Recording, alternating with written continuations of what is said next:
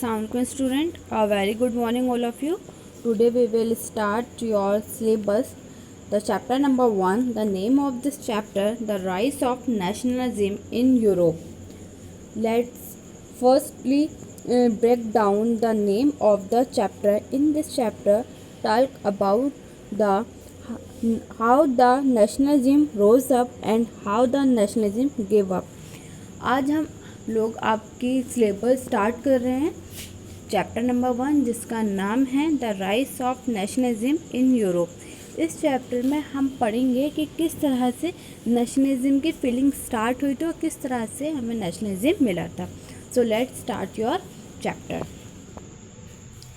This chapter was start with the painting Frederic Sorrieu. This was the some introduction about the chapter. In 1848, Frederic Soro, a French artist, prepared a series of 4 prints visualizing his dream of a world made up of democratic and social republic, as he called them. Frederic Soro ने 1848 में एक painting बनाई थी जिसका concept है democratic and social Republic. इनकी सोच थी कि एक ऐसा एक वर्ल्ड है, ठीक है। The series shows the people of Europe and America, men and women of all ages and social classes. यहाँ जो ये सीरीज़ है, यहाँ आप देख रहे होंगे आगे इस पेंटिंग में स्टैचू ऑफ लिबर्टी के आगे से जो लोग जा रहे हैं ये अमेरिका के और यूरोप के हैं। सब मैन एंड वुमेन हैं, सभी एजेस के हैं, सभी क्लासेस की हैं। Marching in the long train and offering homage to the statues of liberty as they pass by it. ये लोग इसके आगे से गुजर रहे हैं और जो लोग गुजर रहे हैं वो डेमोक्रेसी ले चुके हैं और उसके पीछे और भी लोग आ रहे हैं। On the earth in the foreground of the image lie the shattered remain of the symbol of absolute institution।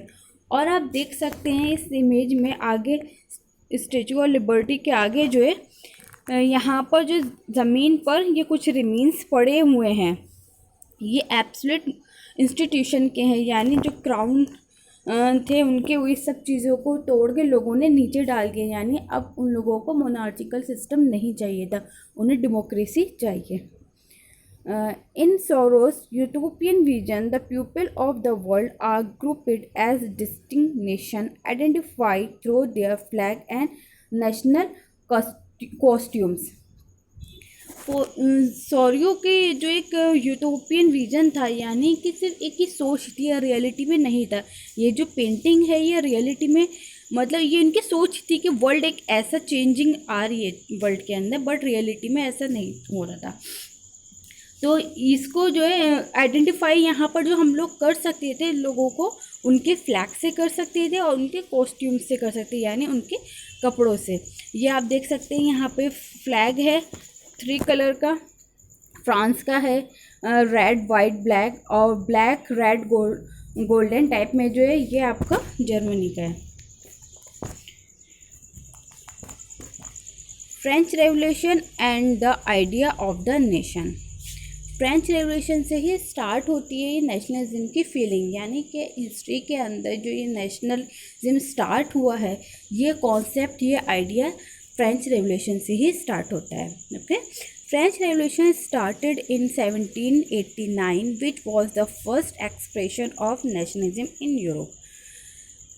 French revolution से ये चीज़ स्टार्ट होती है नेशनलिज्म की फीलिंग यूरोप में। France was the full fledged territorial state in 1789 under the rule of an absolute monarch। 1879 में एक absolute monarch था French revolution. The French people demanded abolishment of monarchy and establishment of democracy। 1789 में लोग यहाँ French peoples जो demand करते हैं कि उनको जो है मोनार्चिकल सिस्टम नहीं चाहिए, ख़त्म होना चाहिए, और डिमांड करते हैं कि डेमोक्रेसी सिस्टम स्टैब्लिश हो जाए। Major changes during French revolution. जब फ्रेंच रेवोल्यूशन आया तो यहाँ पे क्या क्या चेंजिंग हुए थे, इसमें हम ये डिस्कस करेंगे। The French revolutionaries introduce various measures and practice that could create a sense of collectivity identity among the French people, like the idea of the patria, the fatherland, and le citoyen, the citizen. French Revolution में सबसे बड़ा जो change आया था वो ये आया था कॉमन आइडेंटिटी, यानी हर इंसान की एक ही आइडेंटिटी थी कि वो यहाँ का सिटीज़न है और ये उसकी ज़मीन है. A new French flag, the tricolor, was chosen to replace the former royal standard. French के लोगों ने जो है वहाँ पर फ्लैग को अडॉप्ट किया था और रॉयल स्टैंडर्ड को रिप्लेस कर दिया था. रॉयल स्टैंडर्ड को रिप्लेस करके फ्रेंच फ्लैग को जो है अडॉप्ट किया था. The state journal was elected by the body of active citizen and rename the national assembly. French के पीपल्स ने जो स्टेट जर्नल एक असेंबली को इलेक्टेड किया था, उसको बनाया था और उसका नाम दिया था नेशनल असेंबली. न्यू हेम्स वर कंपोज्ड, यानी लोगों ने गाने लिखे, यानी गाने सॉन्ग्स मतलब कि जो मतलब नेशनलिज्म के सॉन्ग्स होते हैं. ओथ टेकिंग, वो लोग कस्में खाया करते थे. And martyrs commemorated all in the name of the nation, और लोग शहीद होने लगे अपने नेशन के लिए. Major changes during French Revolution. French Revolution में और क्या क्या चेंजेस आए. A centralised administrative system formulated uniform law for all citizen within its territory. Administrative system बना जो एक यूनिफॉर्म लॉ था, जो उसमें सबके लिए एक ही लॉ था, सभी लोग एक बराबर थे कानून की नज़रों में. Internal customs duties and dues were abolish. Internal जो कस्टम्स थे, जो वहाँ पे टैक्सेस लगाए जाते थे, उसको ख़त्म किया गया. A uniform system of weight and measure was adopted. और सभी के लिए एक ही मेज़रमेंट रखा गया, सभी को एक ही मेज़रमेंट से नापा जा रहा था. कोई अपर क्लास नहीं था, कोई मिडिल क्लास नहीं था, कोई लोअर क्लास नहीं था. French as it was spoken and written in Paris.